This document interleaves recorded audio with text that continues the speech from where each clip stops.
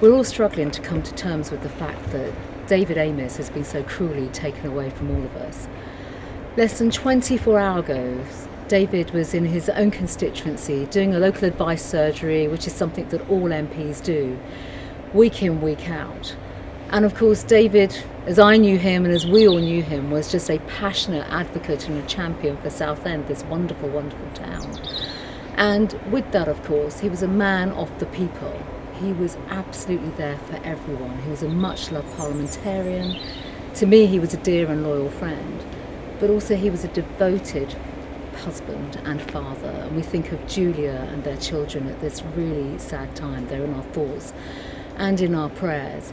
And of course, you've seen some of the tributes that have been laid today for David, and I think that absolutely reflects the warmth, love and affection that people locally had for him.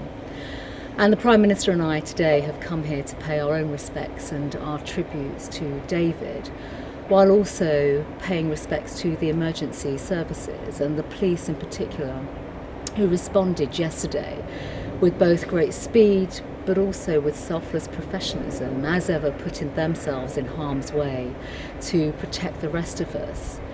Now, clearly there is a live police investigation taking place right now. There are obviously discussions around MP security too.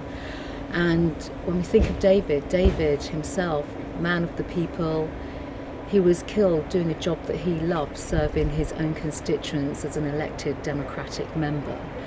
And of course, acts of this are absolutely wrong, and we cannot let that get in the way of our functioning democracy.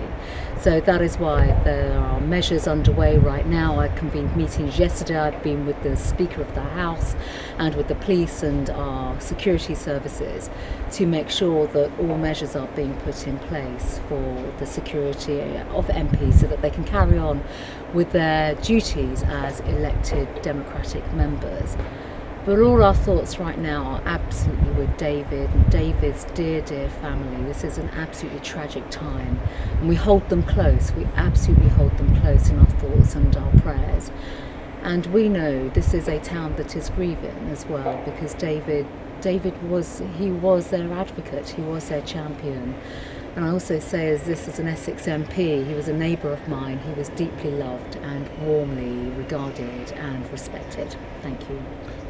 Well, first of all, this is a live police investigation. It is not for me to discuss or comment on any aspects of important policing work. That is absolutely integral to this investigation.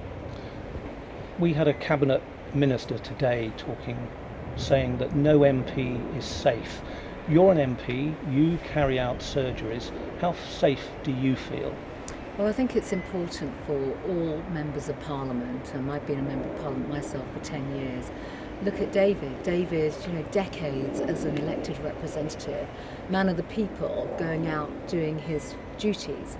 We carry on doing our duties. We live in an open society, a democracy where we are accessible to the people. That is right and proper.